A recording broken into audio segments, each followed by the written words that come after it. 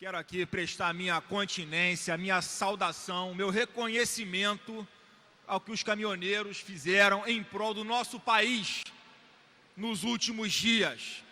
Nos tiraram de uma zona de impotência, de ver o governo fazer tanta besteira, roubar tanto o povo com altíssima carga tributária sem entregar nada em troca.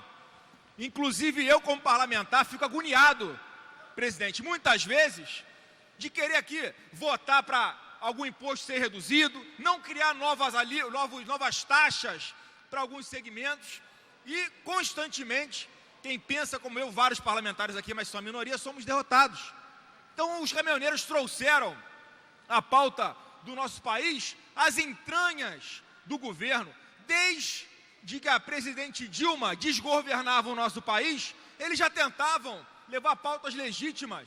Inclusive, foi ela quem incentivou o consumo, a aquisição de caminhões movidos a diesel para incentivar a aquisição desse material, e ela dá com uma mão e tira com a outra, aumenta a carga tributária que vai sufocando os caminhoneiros. E a pauta foi completamente legítima, por isso a população abraçou, né, não apenas com relação aos altos impostos, trouxe à tona o sofrimento deles, que enfrentam nas estradas todos os dias, estradas mal conservadas, altos pedágios caríssimos, roubos de carga, passam 30, 35 dias fazendo uma viagem, longe da família, não sabe se voltam, se vão ser assaltados, são obrigados a cobrar um frete baratíssimo. Foi dado um exemplo aqui de um frete Rio de Janeiro até a cidade de Natal, custando 16 mil reais. 11 mil reais desse valor são gastos só com combustível. Aí tem o pedágio, estourou um pneu, 2 mil reais para trocar um pneu de um caminhão que tem mais de 20 pneus. Sem falar no roubo de carga.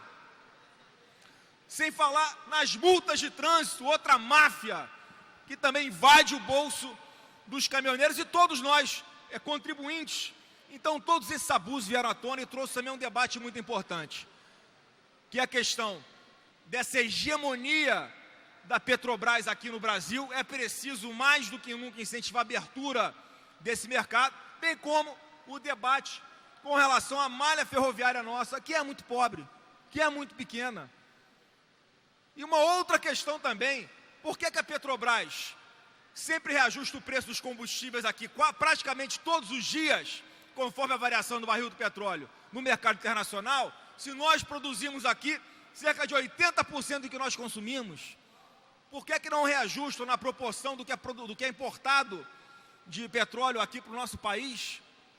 Assaltaram, roubaram a Petrobras e agora nós, contribuintes, é que temos que pagar a conta?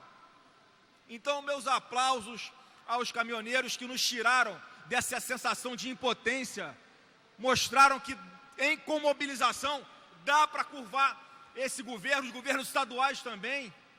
Ninguém aguenta mais ser roubado com essa alta carga tributária sem ter nada em troca, sem ter segurança, sem ter saúde, sem ter educação, sem ter um monte de coisa que nós deveríamos ter retribuição ao que pagamos de impostos. Então, sabidamente, ao perceberem que a mobilização já começava a causar danos muito sérios à população, tiraram o time de campo. As negociações continuam, mas com alguma flexibilidade já nas nossas estradas.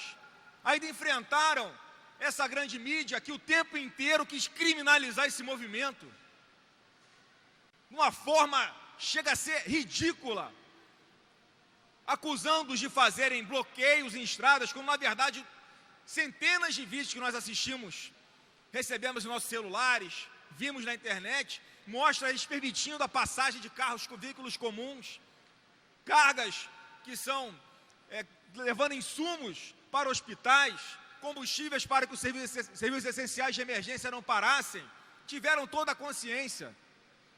Mas a partir do momento que percebe-se, sim, que a direção de um novo movimento que começa a surgir está muito mais próxima de práticas terroristas, com inspirações em MST, como começar a botar fogo em pneu, bloqueando aí sim as rodovias, que começa a falar pelo movimento pessoas ligadas a centrais ultra-radicais de esquerda, como a CUT, pessoas que têm fotos aí aos montes nas redes sociais, abraçado com Lula, Dilma, enrolado em bandeira da MST.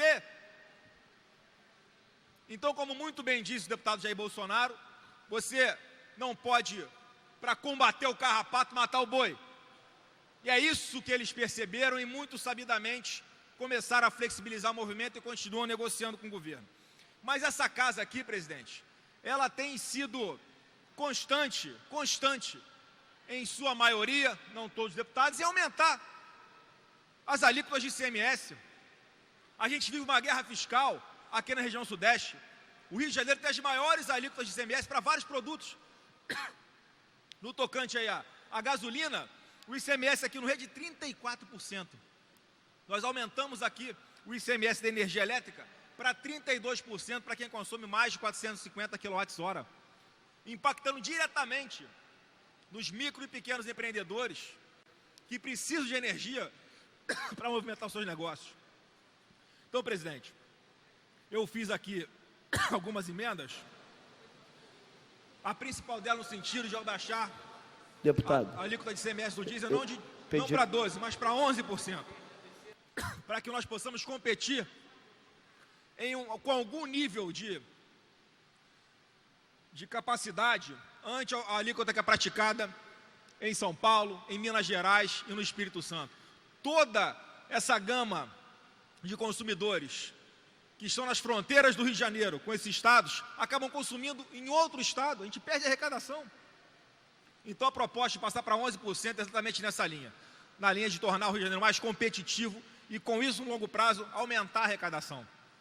Porque infelizmente o governo só olha até dezembro. O governo Pezão, além de toda essa corrupção que é colocada sobre os ombros do seu governo, do governo passado, está mostrando que a incompetência dele está fazendo muito mal para o Rio de Janeiro.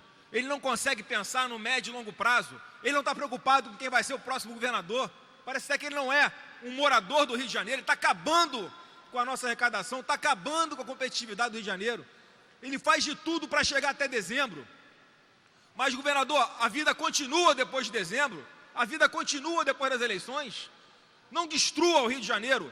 Então peço aqui a essa casa que aprove a redução do ICMS do óleo diesel para 11%, e não apenas os 12%, como está propondo esse governo. Obrigado, presidente.